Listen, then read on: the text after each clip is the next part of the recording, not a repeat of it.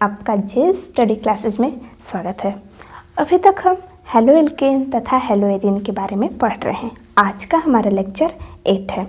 ठीक, आज का हमारा टॉपिक क्या रहेगा? टॉपिक है हमारा SN1 तथा SN2 मैकेनिज्म।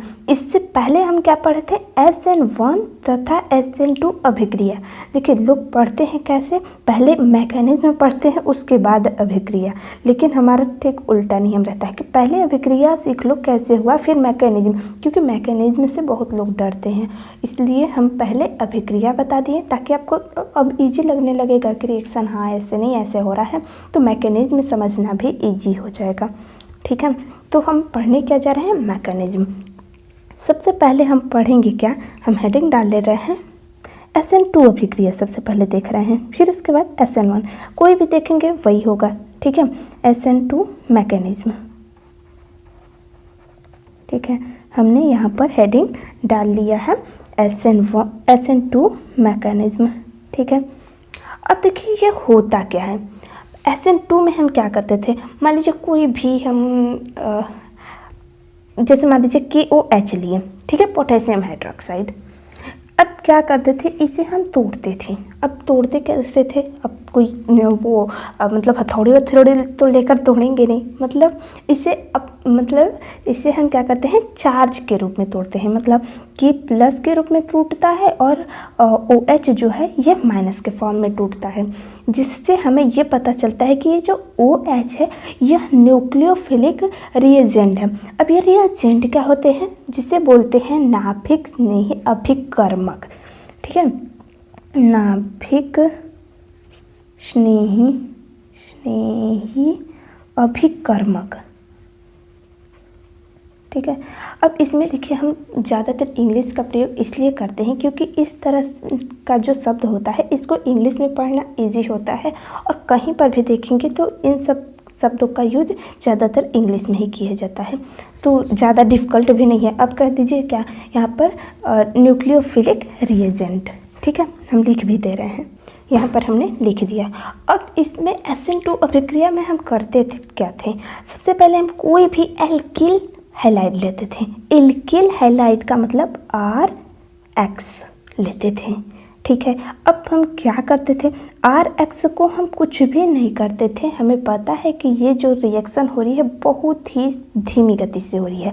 जब धीमी गति से होगी तो क्या होता है कि R टूट जाता है प्लस के फॉर्म में, और ये जो X है यह बाहर निकल जाता है। जैसे ही X बाहर निकलता है, ये जो OH है न्यूक्लियोफिलिक रिएजेंट, ये तुरंत R प्लस पर अटैक मारता है। जैसे ही अटैक मारेगा तो क्या होता है, ये यहाँ पर क्या हो जाएगा कि जैसे अटैक मारेगा तुरंत इसके साथ जुड़ जाता है। ठीक है, अब यहाँ पर हम मान लेते हैं R माने हैं तो R ही लेंगे। ठीक है, ROH हो जाता है और बन क्या जाता है, अल्कोहल। ठीक है, अब कैसे बना, अब हम यहाँ पर कुछ ले रहे हैं, जैसे एल्कोहल मिल गया। ठीक है, एल्कोहल मिलने पर हम मान लेते हैं यहाँ पर R जो है इसके स्थान पर मान लेते हैं कोई भी, जैसे C3H7 मान लिए। ठीक है, और X जो है इसके स्थान पर हम मान लेते हैं ब्रोमीन या क्लोरीन, कुछ भी मान लीजिए। ठीक है, अब मैकेनिज्म में क्या होगा कि जैसे ही ये होता है तुरंत क्या होगा रिएक्शन, देखिए यहाँ पर क्या बन जाएगा, C3H7Br। ठीक है, अब यहाँ पर क्या होता है कि ये रिएक्शन जो है बहुत ही स्लो गति से होगा।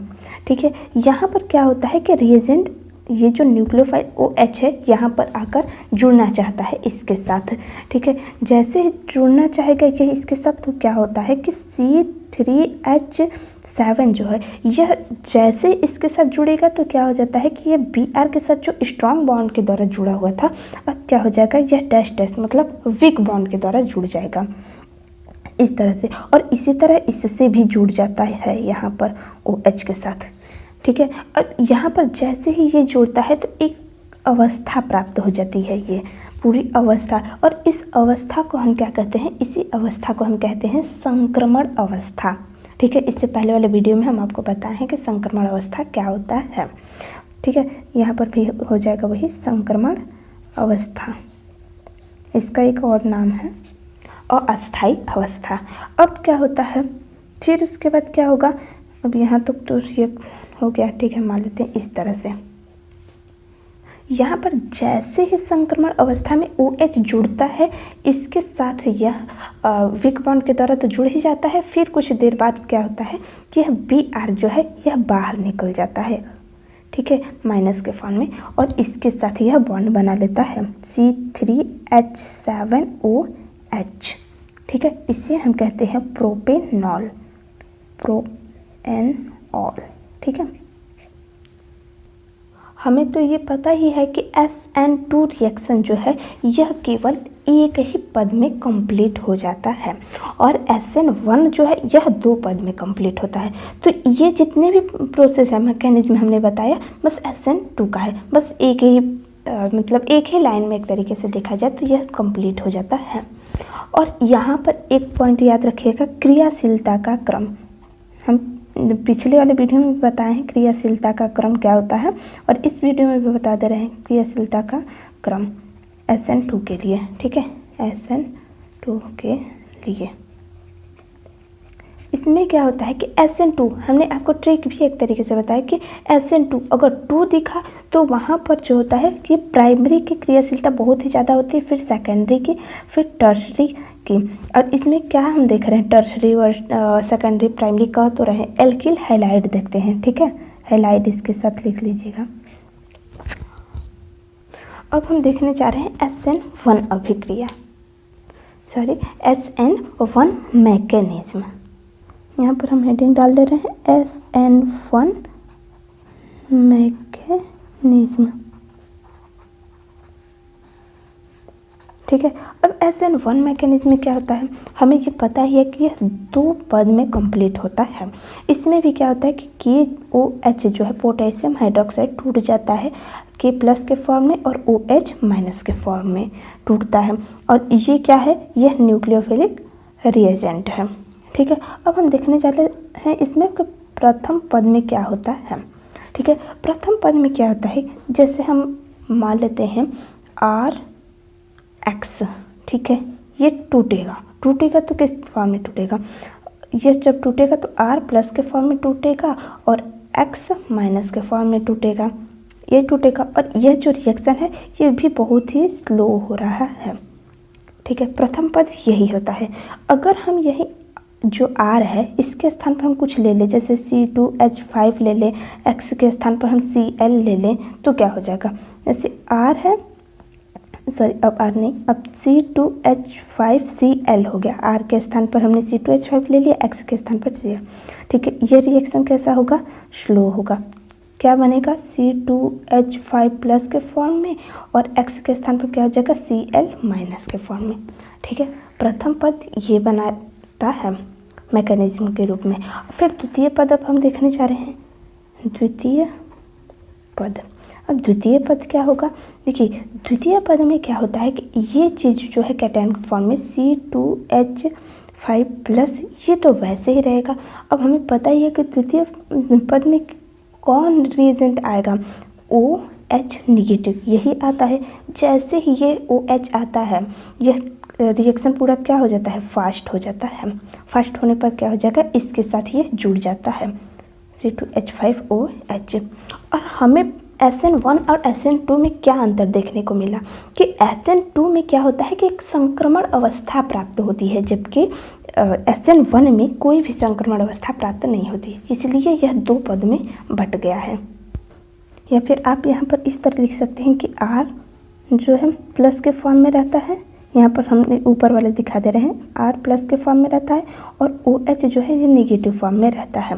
और जैसे ही OH आता है यह फास्ट रिएक्शन हो जाता है, और यहाँ पर क्या बन जाएगा, ROH, ठीक है।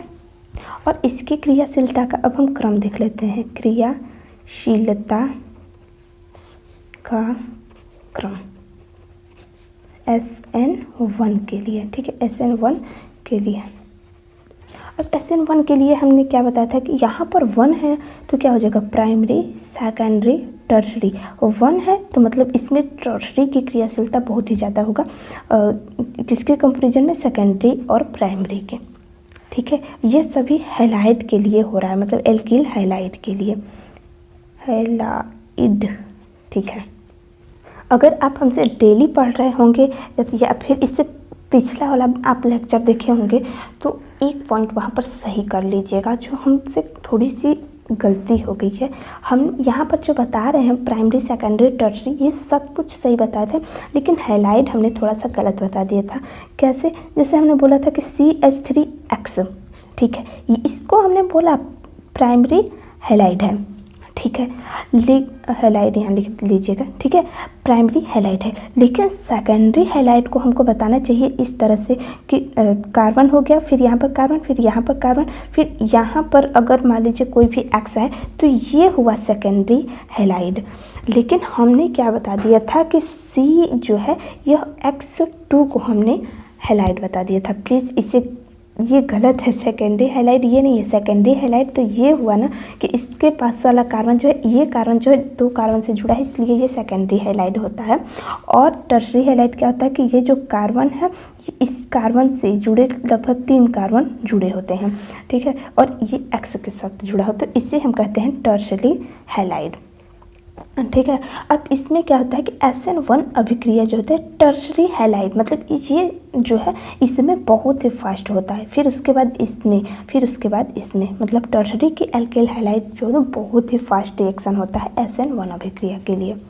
ये तो इजी है कि टर्शरी के लिए, ठीक है, हो जाता है, ये रिएक्शन जो है बहुत ही फास्ट होता है। लेकिन और कुछ ऐसे हैं तत्व जो रिएक्शन करते हैं SN1 और SN2 के लिए। हम सभी आज तत्व बताएंगे कौन कौन से ज़्यादातर इम्पोर्टेंट है।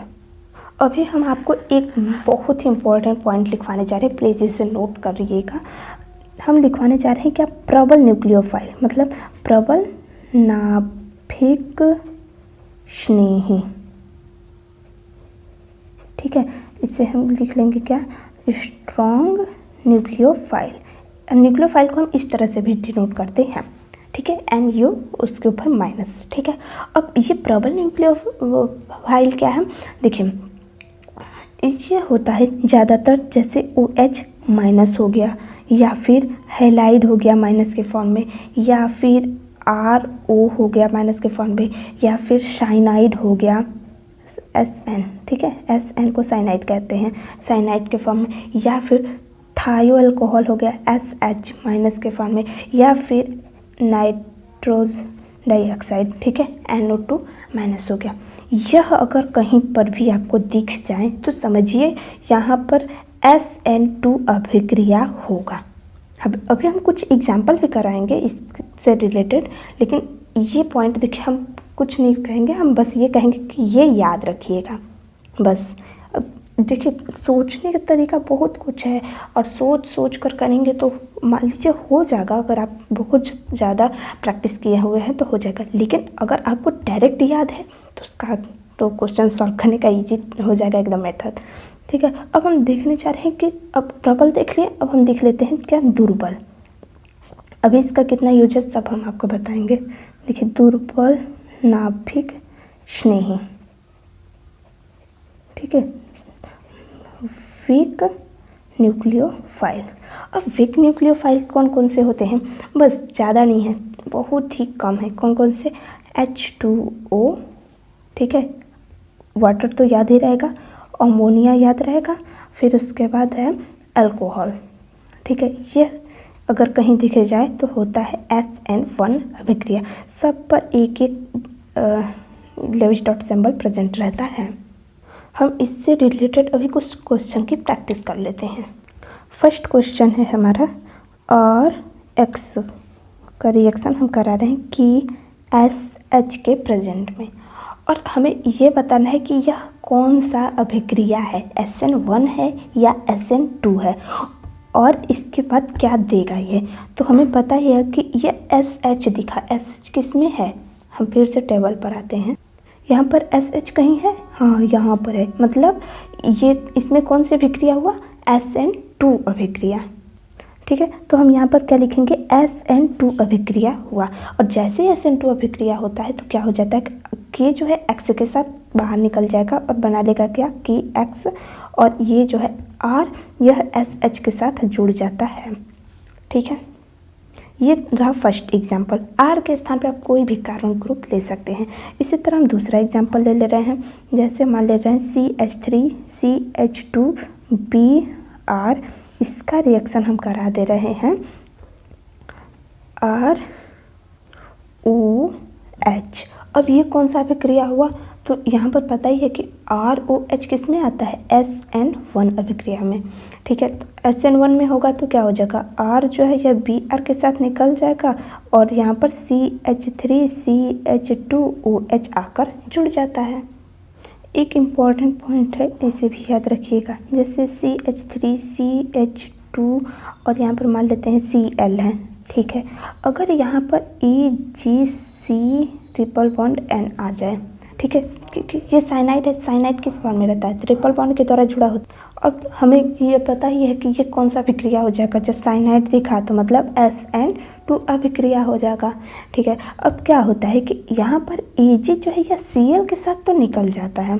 ठीक है, Ag Cl के साथ तो निकल जाता है, लेकिन ये जो CN बॉन्ड है, ठीक है, ये जो CN बॉन्ड है, अब यहाँ से बॉन्ड टूटा है, Ag तो निकल गया इधर, तो क्या होता है कि ये जो है C इसके साथ मतलब अब तो यहाँ पर इस तरह जुड़ना चाहिए, CH3CH2CN इस तरह जुड़ना चाहिए, लेकिन ये नहीं जुड़ता इस तरह। जुड़ता किस तरह है, CH3CH2NC, मतलब साइनाइड के स्थान पर यह आइसोसाइनाइड बना लेता है।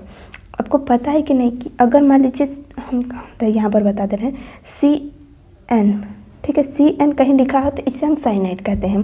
ठीक है, अगर ये किसी के साथ जुड़ा हुआ है, मान लेते हैं R के साथ, तो ये एल्किल साइनाइड है। लेकिन मान लेते हैं कि R जो है अगर N के साथ जुड़ा हुआ है, N के साथ C, तो इसे हम कहते हैं एल्किल आइसोसाइनाइड।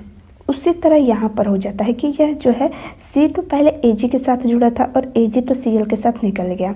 अब जैसे निकल जाता है तो ये जो C है यह Ag के साथ जुड़ा था, लेकिन अब इसके साथ ये नहीं जुड़ना चाहता है, तो क्या करता है, ये नाइट्रोजन को इधर कर देता है कि तुम इधर आ जाओ, हम इधर ही, मतलब देख रहे हैं ये जो C है इसी की तरह मुँह खोला हुआ है, मतलब Ag की तरह देख रहा है, इधर से उल्टा एक तरीके से जुड़ जाता है। आप किसी तरह याद रख लीजिएगा।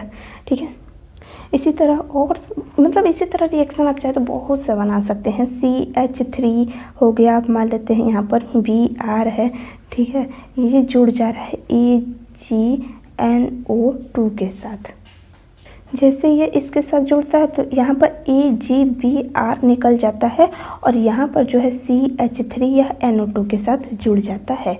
लेकिन यहाँ पर ये पॉइंट याद रखिएगा कि ये NO2 है, ये कैसे जुड़ा है इसके साथ। अगर इसका स्ट्रक्चर देखा जाए तो यह इस तरह से जुड़ता है। CH3N जो है यह 2 बॉन्ड के साथ ऑक्सीजन के साथ जुड़ जाता है, लेकिन एक बॉन्ड जो है यह इसके साथ जुड़ता है जो कि आंशिक रूप से जुड़ता है। अब इसके बारे में अगर आप नाइट्रोजन के बारे में जानना चाहते हैं कि कैसे ये जुड़ा है, तो इसके बारे में हम डिटेल रूप से P ब्लॉक के तत्व वाले चैप्टर में बताए हैं।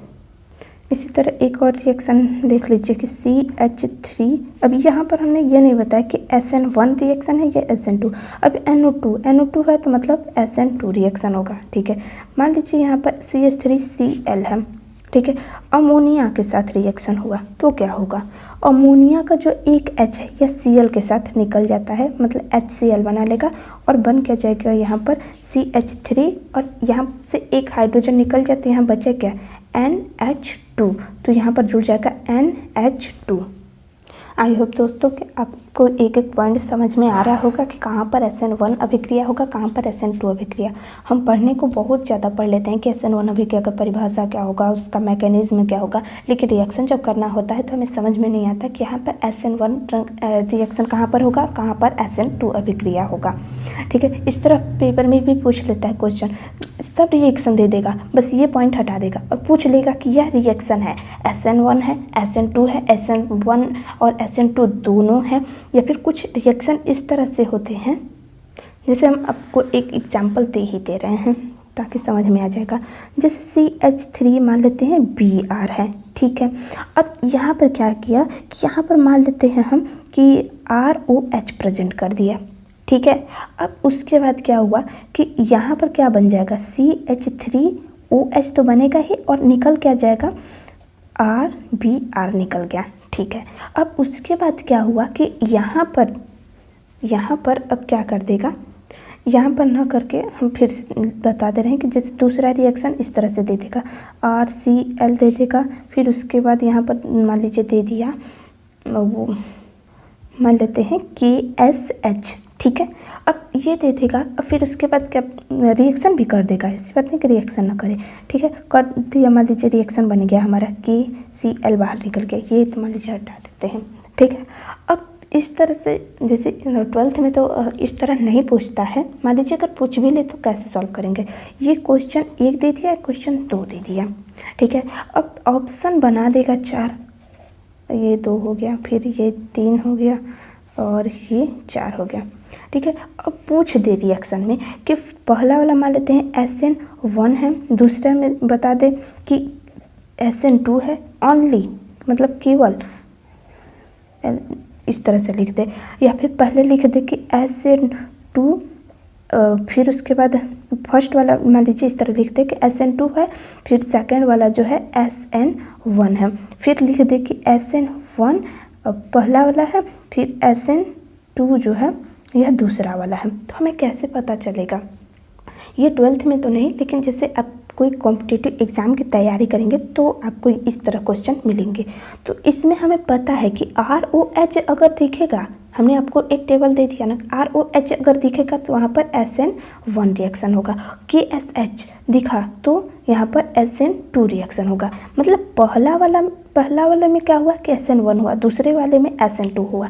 तो हमारा ऑप्शन कौन सा सही होगा, केवल SN1 हुआ नहीं, केवल SN2 हुआ नहीं, SN2 पहले हुआ, मतलब पहले वाले में क्या SN2 हुआ है नहीं, और इसमें क्या है फोर्थ वाले में कि SN1 पहले हुआ, फिर उसके बाद दूसरे में SN2 हुआ। तो हमारा ऑप्शन ये सही होगा। ठीक है, तो हम आप आगे चलकर क्या करेंगे, इन सब को देखते हुए हम आपको क्वेश्चन की भी प्रैक्टिस कराते रहेंगे कि किस तरह से क्वेश्चन पूछा जाता है। तो आज का लेक्चर कैसा रहा दोस्तों, आप हमें ज़रूर कमेंट बॉक्स में बताइएगा। अगर कहीं पर भी डाउट है तो भी कमेंट में बताइएगा, कमेंट आप ही के लिए तो बना है। थैंक यू दोस्तों।